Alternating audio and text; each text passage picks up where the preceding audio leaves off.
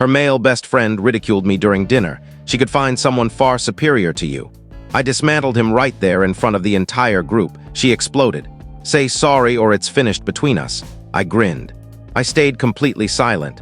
But when she returned home after several weeks, she truly grasped what done truly signifies. For 3 years, my existence with Anna had been wonderful. Excellent, in fact. As an attorney, my daily work involves navigating the darkest aspects of humanity. Returning to her was akin to inhaling pure, refreshing oxygen. She worked as a legal assistant, sharp as a tack. She possessed this burning ambition to attend law school and carve out her own legacy. I adored that quality in her. We formed a united front, constructing a future in a residence I'd devoted years to renovating. It seemed unbreakable, authentic. I wasn't merely covering expenses for a girlfriend. I was committing to the woman I intended to wed, yet there lingered this interference, a subtle undercurrent of unease. And that interference bore a specific identity. Leo. Leo was her closest companion from university. He was a visual artist by trade. One of those types who labels himself a visionary and treats a standard job like an unforgivable curse. In reality, he was crafting flyers for fast food spots just to scrape by on rent. According to Anna, he was her unwavering ally, her non-romantic kindred spirit, the fellow who shielded her. To me, he was a parasite harboring an inflated ego, and he had dedicated himself to eroding our bond. He excelled at it. Credit where it's due. He never crossed into overt territory you could confront head-on. It was all sly jabs, tiny venomous barbs masked as praise.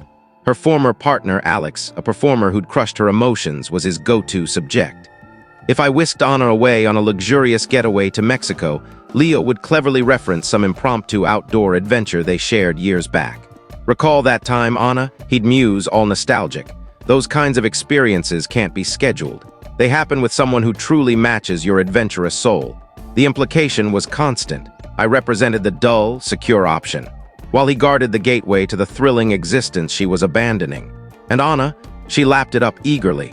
She was utterly deceived by his guardian friend persona. Whenever I'd subtly suggest he overstepped, she'd bristle. That's just Leo being Leo. He stood by me when Alex devastated me. He's merely concerned for my well-being. He's like family, Jack. I'm a tolerant individual. Patience is essential in my profession. You don't react to the initial hint of proof. You observe, you allow the opposition to speak.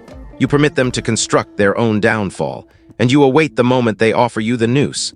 I bided my time for Leo to provide that noose. The opportunity arrived 1 month prior. I just secured the most significant victory of my professional life.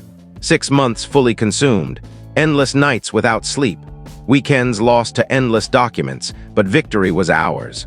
And it marked a massive milestone for my practice and for me personally. To mark the occasion, I hosted a celebratory meal. My most trusted companions who hadn't glimpsed me in half a year attended. And since I was still playing the accommodating partner, I urged Anna to bring her circle, which inevitably included Leo. The evening unfolded flawlessly. The home buzzed with quality company. The premium vintage I'd reserved was uncorked, and I was finally unwinding after what seemed an eternity. Leo, predictably, was indulging in the complimentary drinks and behaving as if he owned half the venue. After a few beverages, he opted for a show. He launched into a tedious monologue about a gallery showing, which served as a pretext to contrast innovators with corporate drones. It's merely a distinct perspective on existence, he declared, staring straight at me. Certain folks thrive on inspiration, on creativity. Others prioritize pragmatism. He savored a deliberate gulp from my bottle. My allies recognized his ploy and glared daggers that could sour cream. I offered a strained grin and declined to bite, but he pressed on. He pivoted to Anna, adopting his most caring comrade expression. I truly wish your content, Anna, he intoned, laced with phony warmth. I mean, Jack's solid. He's secure. He's a supporter. He's dependable. He uttered dependable as if it were vulgar. Then he halted, locked eyes with me, and unleashed a conceited grin. But you have to concede she deserves far superior to you. And that was it. The noose. The entire gathering froze. Silence enveloped the space. My companions appeared ready to leap the table in fury. Anna fixated on her dish, flushing red. She wasn't upset with him. She was mortified that he'd caused a spectacle. That instant crystallized everything for me. The image sharpened into focus. The composed attorney vanished. The individual who'd been outright insulted in his own abode, before his circle, by a freeloader basking in his hospitality, now assumed command. I set my utensils aside deliberately. I clasped my fingers atop the surface and pinned Leo with my gaze. The gracious entertainer had departed. The interrogator had claimed the witness box. "That's quite the assertion, Leo," I stated. My tone was lethally serene. "I'd like to hear your rationale, your authoritative view. What constitutes a superior match for Anna? Kindly, elaborate, provide the benchmarks for me." Leo was utterly disoriented. He'd braced for a brawl. He hadn't anticipated a poised, systematic grilling. You see," he faltered. "A person more aligned with her wavelength. An innovator? Someone who comprehends her essence." "Understood," I acknowledged, inclining my head. "Thus, the primary attribute is innovation. A compelling hypothesis. And I presume you position yourself within this category?" "I believe I grasp her more deeply than anybody," he boasted, swelling with pride. "Excellent," I responded. "Thus, you're the benchmark. Allow us to scrutinize that. Let's incorporate additional elements into this evaluation. Let's address tangible matters beyond mere intuition. Let's discuss commitment." As all present are aware, Anna is midway through her second year at a prestigious legal academy. It's an elite institution with a hefty cost. I'm funding it entirely. That's a substantial outlay of funds, naturally, but also a profound vote of confidence. Confidence in her potential and in our shared tomorrow. Therefore, my query for you, Leo, as the proclaimed ideal for Anna, stands thus. What contributions have you made to her tomorrow recently? Beyond your perpetual disdain toward me. Leo paled dramatically. Anna cast me a frantic glance. "Jack, stop this," she murmured. I raised a palm to hush her. My stare remained fixed on Leo. "Not finished yet. Let's address the vehicle she operates. It's secure, it's trustworthy. It transports her to classes and home safely. I purchased it for her. You possess a vehicle as well, correct, Leo? A stylish compact roadster that frequently malfunctions. Actually, Anna has advanced you funds for fixes no fewer than 3 times in recent months, correct? Funds drawn from our joint finances, which, incidentally, receive deposits solely from me. Thus, in a tangible manner, Leo, I'm not only committing to Anna's tomorrow, I'm also subsidizing the upkeep of your trendy ride. Much obliged. One of my pals stifled a chuckle with a feigned cough. Leo appeared as if struck. And lastly, I intoned, edging closer, my pitch lowering, let's consider this residence, the shelter above her. I hold the deed. I service the loan. I repair the damages. You, conversely, have defaulted on your lease payments so often that Anna covered them repeatedly using my earnings. So permit me to encapsulate your stance for the assembly. I mean, for the diners. Your contention is that a gentleman furnishing a secure dwelling, a dependable ride, and complete financing for an elite education proves subpar for Anna, and that an optimal alternative, per your metric, is one who functions as a monetary void, siphoning her assets, and reciprocates her generosity by relentlessly attempting to dismantle her partnership out of what amounts to a sad, obvious, and profoundly unsettling fixation. Does that aptly restate your viewpoint, Leo? I reclined. The summation concluded. The atmosphere was deathly still. Leo was demolished, a deponent eviscerated under oath. He slumped, mortified, speechless. I scanned my friends, all regarding Leo with undisguised scorn. Then I regarded Anna. Her expression churned with feelings, but the dominant one, piercing the astonishment and shame, wasn't appreciation, wasn't thanks. It was unbridled, searing rage. She bolted upright, her seat screeching harshly. Her frame trembled violently. "I can't fathom what you've done," she spat. "You've shamed him before the whole crowd." "He shamed himself, Anna," I countered, my tone weary.